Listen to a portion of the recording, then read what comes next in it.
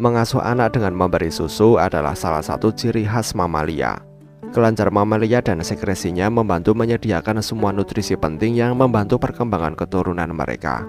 Proses menghasilkan susu ini dikenal sebagai laktasi dan terlihat pada semua mamalia. Spesies non-mamalia cenderung bertelur yang mengandung semua nutrisi yang dibutuhkan keturunan mereka yang sedang berkembang. Begitu anak mereka menetas, biasanya orang tua akan memberi mereka makan yang bisa dikunyah. Tapi, seperti yang sering terjadi di dunia hewan, beberapa hewan mendapatkan pengecualian. Salah satu spesies itu adalah laba-laba Toxeus magnus, lebih dikenal sebagai laba-laba pelompat. Laba-laba ini memiliki rahasia besar, dan yang diperlukan untuk memberikan susu hanyalah tekanan dari perut mereka. Susu itu mengalir keluar dari lubang bertelurnya yang kemudian untuk keturunannya. Check this out.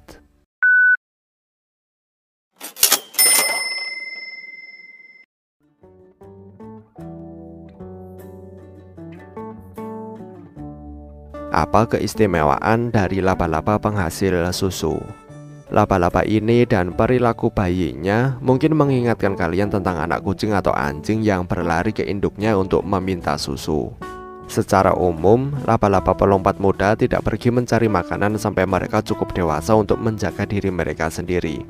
Setelah menetas, ingat ya, menetas, laba-laba tetap berada di sarang selama kurang lebih 30 hari.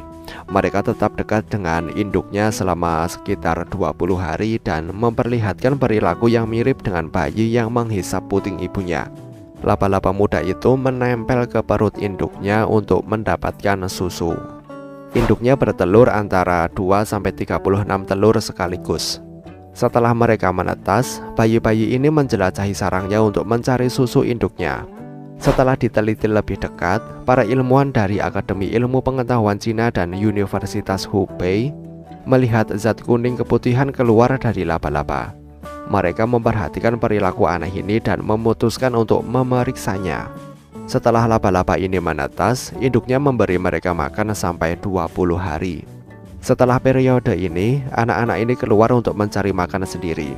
Tapi karena tidak terbiasa mencari makan, mereka masih bergantung sebagian dari susu sampai mereka mendekati usia 1,5 bulan. Induknya kemudian menjaga sarang dan meninggal tidak lama setelah anaknya meninggalkannya. Apa yang terkandung di susu laba-laba itu? Untuk digolongkan sebagai susu, eksudat harus mengandung berbagai zat, antara lain laktosa, protein, mineral, dan vitamin tertentu. Meskipun sekresi dari Toxeus magnus tidak benar-benar mengandung laktosa, komponen utama susu tetap mengandung gula, lipid, dan protein. Beberapa zat bioaktif mirip dengan yang ditemukan dalam susu mamalia itu juga ada. Ini bisa termasuk imunoglobulin, peptida antibakteri, protein antimikroba, oligosakarida, dan lipid yang bisa memfasilitasi pertumbuhan dan perkembangan bayi yang tepat. Selain itu, ditetapkan jika susu laba-laba ini memiliki protein hampir 4 kali lebih banyak dari susu sapi. Lemak dan gula juga dalam jumlah yang lebih tinggi daripada yang ditemukan dalam susu sapi yang normal. Apakah laba-laba membutuhkan susu untuk bertahan hidup? Susu pasti memberi bayi laba-laba nutrisi yang diperlukan untuk membantu pertumbuhannya, membuatnya cukup kuat untuk bertahan hidup sendiri. Karena mereka harus menjelajah untuk mencari makan pada usia yang lebih tua dari kebanyakan laba-laba lainnya. Untuk memahami betapa berharganya susu itu, para ilmuwan menutup akses susu ke bayi yang mengeluarkan susu. Semua laba-laba muda yang belum melewati batas usia 20 hari tidak bisa keluar hidup-hidup. Ini menunjukkan jika susu memainkan peran kunci dalam kelangsungan hidup mereka. Yang lebih tua bisa selamat, tetapi tidak berjalan dengan baik. Pertumbuhan mereka melambat dan kekurangan susu meningkatkan kemungkinan mereka mati sebelum mencapai usia dewasa. Bagaimana tepatnya susu itu bisa diproduksi, itu masih menjadi misteri. Para ilmuwan berpikir jika itu mungkin merupakan beberapa telur yang tidak dibuahi. Seberapa spesial perilaku dari laba-laba Toxeus magnus? Laba-laba pelompat bukan satu-satunya non-mamalia yang menghasilkan apa yang oleh para ilmuwan dijuluki susu. Beberapa burung memberi makan anak mereka dengan susu, yang merupakan makanan setengah tercerna dengan sekresi tambahan dari sistem pencernaan induknya. Tapi ada beberapa ilmuwan yang mengatakan jika ini tidak seperti susu yang dihasilkan oleh tubuh mamalia. Beberapa serangga lain itu juga menghasilkan susu. Misalnya selama tahap prenatal, lalat sese dan kecoa akan memberi makan larva atau mengembangkan embrio dengan cairan nutrisi seperti susu.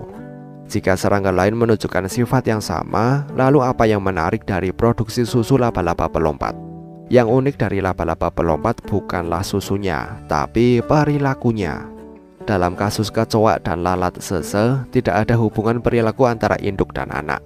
Laba-laba pelompat menunjukkan hubungan antara induk dan anak, jadi hanya anaknya saja yang bisa mendapatkan susu. Perilaku inilah yang sangat mirip dengan perilaku mamalia yang menarik bagi para ilmuwan.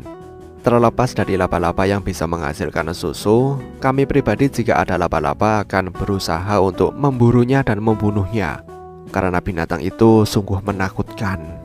Bagaimana menurut kalian? Sampaikan pendapat kalian di kolom komentar. Terima kasih telah menonton video ini dan sampai jumpa di next video.